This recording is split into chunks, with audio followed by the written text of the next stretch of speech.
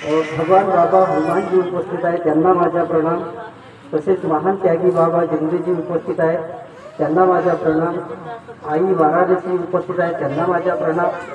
तसेच आमचे मार्गदर्शक बर्वे काकाजी उपस्थित आहे, त्यांना माझा नमस्कार. काकू आल्या आहे, त्यांना माझा नमस्कार. आणि बाहेर जाऊन जेवढे काही पाहुणे मंडळी, मार्गदर्शक, सेविका, बालगोपाल यांना माझा नमस्कार. तर माझे मार्गात येण्याचे कारण म्हणजे की मी 15 ते 20 वर्ष आम्ही दुःखामध्ये होतो. माझ्या पत्नीला त्रास होता, तर तिला बाहेरच त्रास होता तिला. तर आम्ही दवाखाने वगैरे केले, पण दवाखान्यामध्ये आम्हाला म्हणजे काही आराम नाही पडला. तर मग आम्ही असे बाहेरचेच जमते वगैरे पाहत होतो, तर त्यामधून बी आम्हाला आराम पडत नव्हता. नंतर मग आम्ही पिंटूजी बोबडे म्हणजे माझी साडी आहे, तर त्यांनी आम्हाला सांगितलं की तुम्ही या मार्गात या म्हणे. तर आम्ही म्हटलं मार्ग तुमचा कठीण आहे बाबा म्हटलं. ह्या मार्गामध्ये आमच्यावर होणं होते, सकाळी उठणं होते किंवा नियम नाही पाळणं होतं असं आम्हाला वाटत होतं. तर म्हणे भाऊजी तुम्ही या म्हणे. तर एक दिवस आम्ही त्याच्या घरी गेलो आणि पूजेमध्ये बसलो. तरी पण माझी इच्छा होत नव्हती आणि मी म्हणजे माझं असं वाटत नव्हतं. आणि माझ्या घरी काय होतं की आम्ही पिराची सेवा करत होतो आणि 3ऱ्या वर्षी आम्ही बकऱ्याचा कार्यक्रम पण तंदुरीचा कार्यक्रम देत होतो. तर ते करून बी आम्हाला सुख समाधानी नव्हती. नंतर माझ्या पत्नीची ती तब्येत खराब होत होती. नंतर मुलीचे पण तिच्या पायाचा त्रास होता आणि मुलाच्या तोंडातून एक दिवस असं म्हणजे तो तेव्हा 12वीला असेल, 10वी की 12वीला होता. तर त्याच्या तोंडातून अशा रक्ताच्या उलट्या पडल्या होत्या.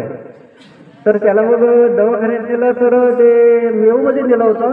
त्याची तपासणी केली तर ते म्हणे निगेटिव्ह आहे म्हणे, तर काहीच नाही म्हणे याला म्हणे. मग आम्ही असं एका देवीकडे नेलं. तर ते देवीकडे नेल्यावर पण त्याचं काही बरोबर जमलं नाही.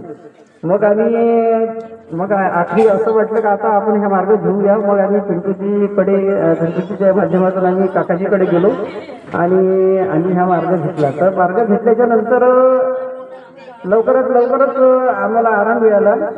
आणि तेव्हा मुलगी म्हणजे 20 वर्षाची होती. तर बाबाच्या कृपेने तिचं लग्न पण लवकर जमलं आणि जवळ पण चांगले मिळाले आणि ती पुण्याला आहे आता. आणि नंतर हा मुलगा शिकत होता 12वी, याचं पण BSc MSc झालं. तर याला म्हटलं आता आपल्याला काकाजी त्यागाच्या कार्य करण्यासाठी सांगित आहे म्हटलं. दीड वर्षानंतर काकाजीने आम्हाला सांगितलं, पण आम्ही त्याच्यावर काही लक्ष देत नव्हतं. तर हा म्हणे मला म्हणे जॉब लागलेला आहे म्हणे, तर माझी ड्युटी सुटून जाईल म्हणे, मग मला दुसरा जॉब नाही लागणार म्हणे. मग आम्ही पिंटू भाऊ आणि आम्ही त्याला सांगितलं तर तुला चांगला जॉब मिळेल, याच्यापेक्षा पण मिळेल. तर मग नंतर त्याला सांगितलं. मग तो आला वर्धेमध्ये, त्यानं क्लास जॉईन केले होते ITचे.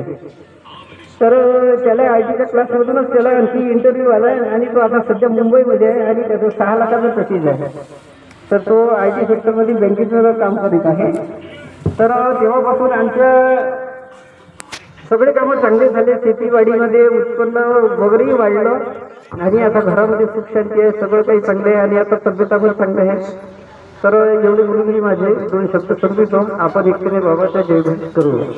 रुद्रावतार भगवान बाबा हनुमान जी की जय. महान त्यागी बाबा जुमदेव जी की जय. परमात्मा एक भगवान बाबा हनुमानजीला नमस्कार. महान त्यागी बाबा जुमदेवजीला नमस्कार. बाबा हनुमानजी नमस्कार. बाबा हनुमानजी नमस्कार. बाबा हनुमानजी नमस्कार.